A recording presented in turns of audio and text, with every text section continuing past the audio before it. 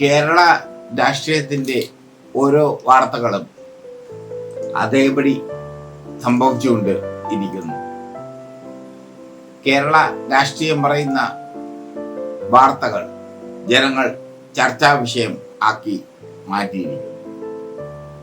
കേരള രാഷ്ട്രീയത്തിന് കയ്യടി നൽകിയിരിക്കുന്നു ജനങ്ങൾ.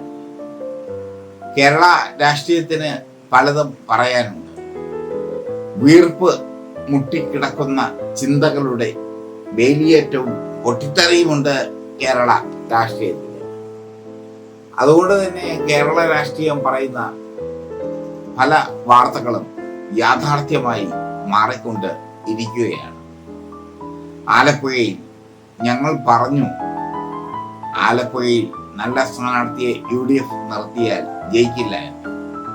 ഉടൻ തന്നെ UDF കെട്ടിയെടുത്തു ഒരു സ്ഥാനാർത്ഥിയെ, നമ്മുടെ വേണുഗോപാൽ എന്ന സ്ഥാനാർത്ഥിയെ കൊണ്ടുവന്നു. ആരിഫാണ് സിറ്റി MP. KC വേണുഗോപാൽ കോൺഗ്രസിന്റെ ഹൈക്കമാൻഡിനോട് ഒരുപാട് വിധേയത്വം പുലർത്തുന്ന വ്യക്തിയാണ്. കോൺഗ്രസിന്റെ ഹൈക്കമാൻഡും KC വേണുഗോപാലും തമ്മിൽ അഭേദ്യമായ ബന്ധമുണ്ട്. മാത്രമല്ല, വിവിധ സംസ്ഥാനങ്ങളിലെ കോൺഗ്രസ് നേതാക്കളെ ഏകോപിപ്പിക്കുന്നത് വേണുഗോപാലാണ്. കർണാടക ഒഴികെ ബാക്കി എല്ലാ സംസ്ഥാനങ്ങളെയും ഏകോപിപ്പിക്കുന്നത് വേണുഗോപാലാണ്.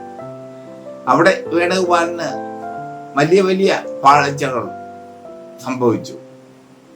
രാജസ്ഥാനിലും മധ്യപ്രദേശിലും വലിയ പാളിച്ചകൾ സംഭവിച്ചു. ഛത്തീസ്ഗഡിന്റെ പാളിച്ച വേണുഗോപാലിന്റെ ചോദിച്ചാൽ വേണുഗോപാൽ എനിക്ക് തോന്നുന്നു തലയിൽ മുണ്ടിട്ട് ഓടും വേണുഗോപാൽ. അതൊക്കെയാണ് സംഭവം. എന്തായാലും ആലപ്പുഴ അംഗം മുറുകയാണ്. കേരള രാഷ്ട്രീയം മുറുകുന്ന ആലപ്പുഴ അംഗത്തിന്റെ ആവേശത്തിലാണ്.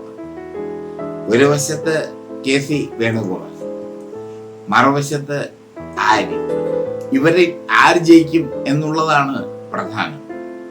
ഇവരിൽ ആര് ജയിക്കും എന്നുള്ളതാണ് ആത്യന്തിക ലക്ഷ്യം.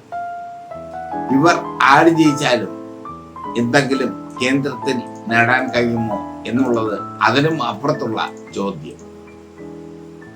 ആലപ്പുഴയിൽ ശോഭ സുരേന്ദ്രനാണ്, എൻ്റെ ചേച്ചിയെ പോലെ ഞാൻ കരുതുന്ന ശോഭ സുരേന്ദ്രനാണ് സ്ഥാനാർത്ഥി. അവരെ BJP അവിടെ ബലി കൊടുത്തു. ആലപ്പുഴ ബലിതർപ്പണത്തിന് ഒരുപാട് സാധ്യതകളുള്ള വിനോദ സഞ്ചാര മേഖലകളുള്ള ബലിതർപ്പണത്തിന്റെ വിശ്വസനീയമായ ഒരുപാട് ഘടകങ്ങളുള്ള ജില്ലയാണ്. അവിടെ ശോഭ ചേച്ചിക്ക് ഒന്നും ചെയ്യാൻ പറ്റില്ല എന്ന് ശോഭ ചേച്ചിയോട് ഞാൻ വിനീതമായി വളരെ വിനീതമായി പറഞ്ഞുകൊള്ളട്ടെ.